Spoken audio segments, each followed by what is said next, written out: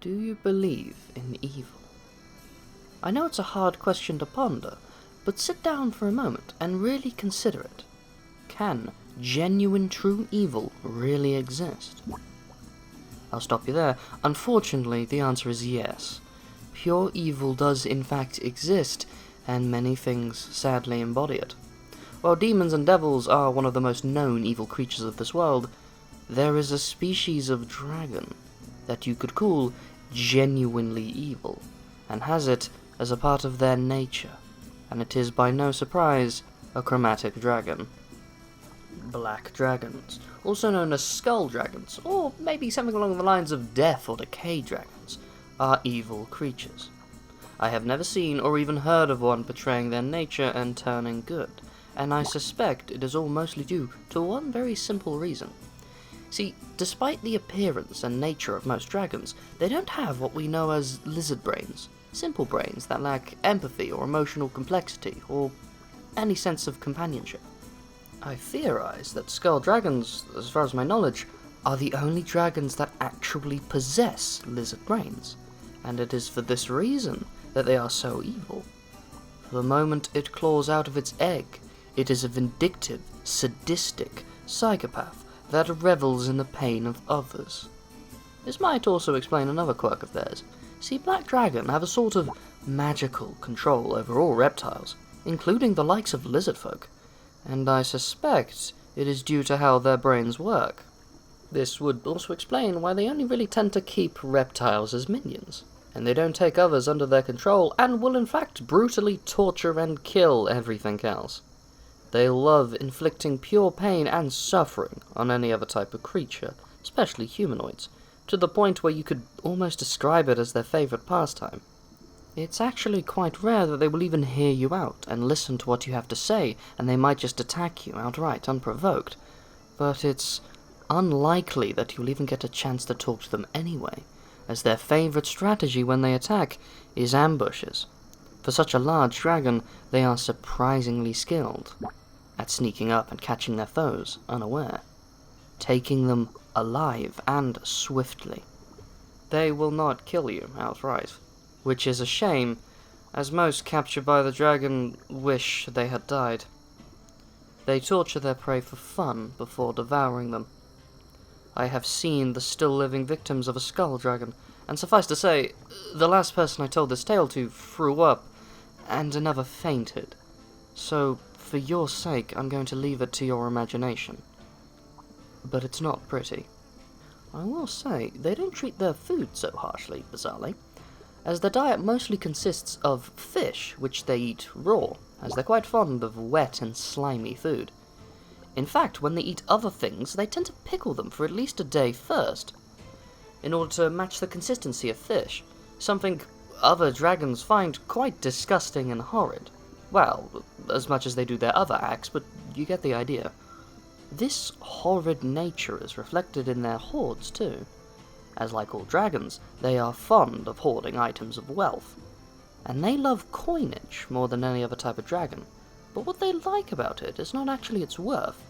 See, they would actually prefer older coins over newer, shinier ones, as they love coins from long-dead nations. The fact that a dragon outlived a kingdom gives it immense joy and pleasure.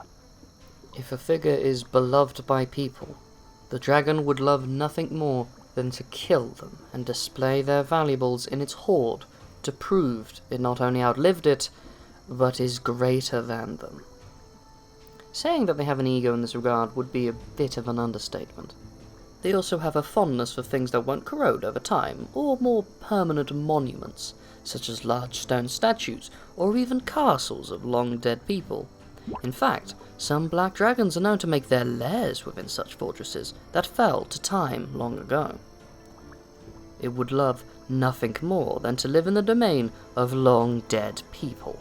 When it comes to the like of gemstones, they also have a fondness for opals. For no particular reason, they just like the look of them. And they do have a fondness for jewellery, but only if they knew the person it previously belonged to, and if that person is dead, they would want it even more.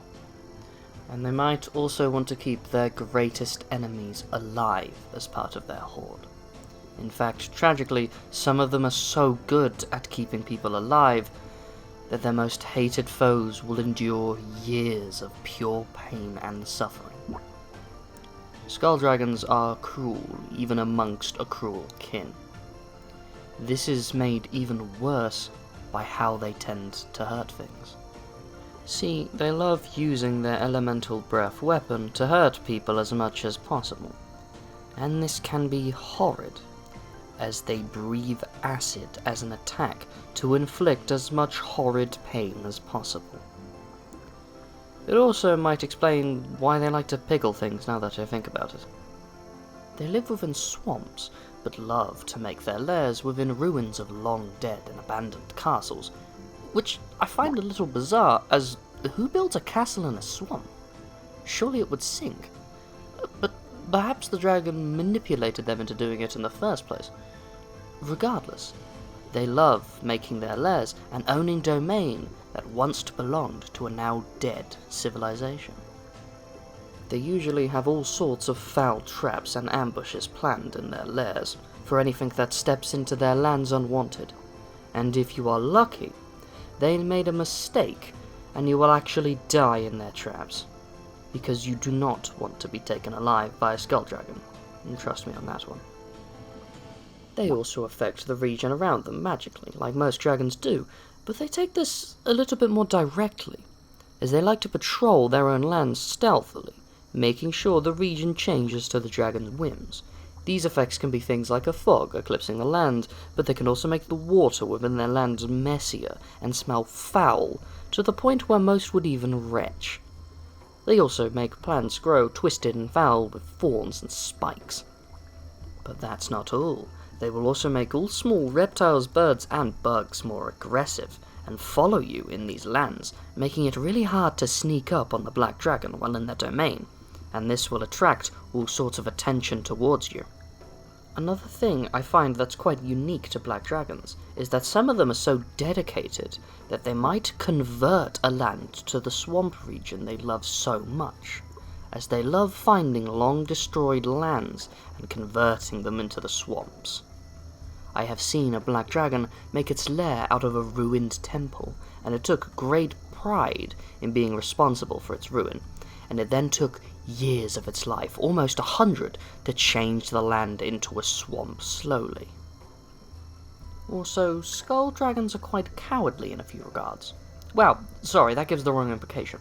I should say that they are going to be one of the first dragons to run and flee once the fight starts turning south. Their pride matters little to them in this regard. They will flee with no hindrance to it. The only exception to this, and the only reason they would stay in battle to the end, is if the fight would result in the enslaving of the dragon. That is the only scenario in which the dragon would rather die than survive, as the dragon would never submit to another being for any reason. They must be in control of their own free will. It's not a matter of pride, more so freedom and intelligence, as the dragon firmly believes that in order to survive best, it must be in control of itself. To the minions for now, as they mostly keep reptiles due to their unique control over them. They also might manipulate their followers to be more like them, making the lizard folk that serve them turn their scales black. This isn't actually magic, by the way. That's something lizard folk can just do by themselves, but that's a story for another day. They also keep various forms of insects and even arachnids as minions, as they share cruelty in their personalities. So you'll find a lot of large spiders and other insects patrolling their lands, and even helping in the dragon's ambushes.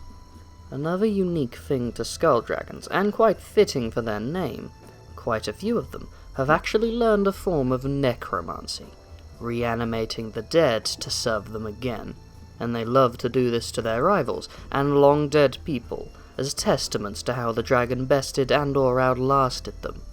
It's not unheard of for a legion of skeletons and zombies to be roaming and/or guarding the domain of a black dragon. In fact, out of all dragons to become a Dracolich, black dragons are most likely to. They are dragon heathens in this regard, and quite a lot of other dragons hate and/or fear them for this reason. But more on dragoliches and what they are another day. Back to actually living dragons for now. I don't usually talk about the appearances of a lot of dragons, as each of the species have their own look and different styles from one another, but for every rule there is an exception, and every now and again you will find a dragon of a species that looks nothing like the rest of its kind, so I don't usually talk about it. But I will for skull dragons, as it is part of the reason they got their name. See, the main reason they are actually called skull dragons is because of their daunting and shallow faces that look like skulls. And since they don't grow more face scales as their later life, it results in the older ones having even more sunken and skull-like faces. And while I'm on the topic, their horns are quite iconic too, as they're front-facing and moving forward, which is quite intimidating, and something the vast majority of them do possess. It helps a lot, as intimidation is a key part of their lifestyle and strategy. It's so prevalent, in fact, that it's even linked to how they mate. See, what usually happens is a female, when they want a partner, or even just some children for status reasons, will seek out a mate and intimidate him into being her partner. The male will always fight back publicly and openly, regardless of their actual feelings for the other dragon, as their pride matters a little too much for them. In fact, I suspect that quite a lot of male black dragons have actually pretended to be bested or intimidated by a female that they were secretly interested in order to save some face in some regard. This might be one of the main reasons that the females almost always get their way in the end. And once the pair is made, the female then decides what happens to their eggs. She might take them with her, in her domain, or demand that the male looks after them. Regardless of her pick, neither of them will actually look after the eggs.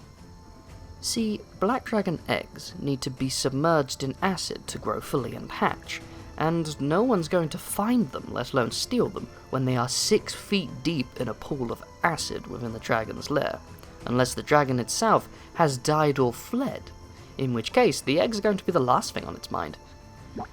Some are so lazy in raising their young, in fact, that as soon as they hatch into wormlings, the dragon might send them off to another dragon, or maybe even their minions to be raised by them instead, something that's seen as an insult to most of dragonkind. Though I have never heard of it happening, I suspect it is not impossible for there to be such a thing as a good skull dragon.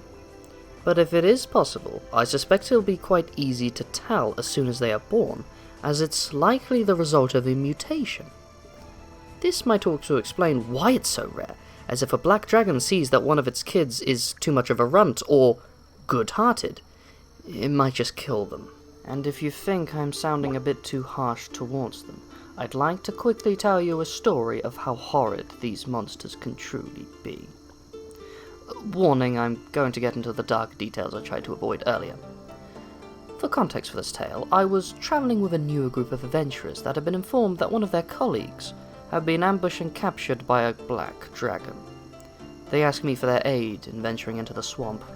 We wandered for 4 days into that fetid marsh, hounded by lizard folk and giant insects on a constant basis. Were it not for the holy cleric travelling with us, we would have contracted some sort of horrid disease. The smell alone was too nasty to describe. But eventually, we did find the lair of the dragon, and sadly, we also found the person we were looking for. They were crucified and had their skin flayed before the entrance as a warning.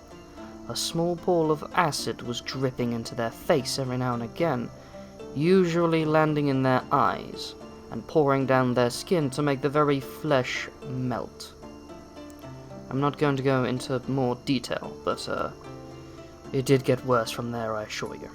The dragon responsible was an ancient black dragon by the name of Ashspawn the Bitter Bite. And to help you not sleep tonight, not only is he still out there, but I heard he actually lairs nearby. So don't fall into any obvious traps, will you? I think I'm going to end it there for now. I don't want to go into too much detail, and it can be a problem, and perhaps I should stop before I scare any nearby kids. But I do thank you for listening to my tales regardless. I am the Ashspawn. Feel free to leave a like, comment, or subscribe. It really does mean a lot to me. But, till next we meet, fellow traveller, do have a good day now.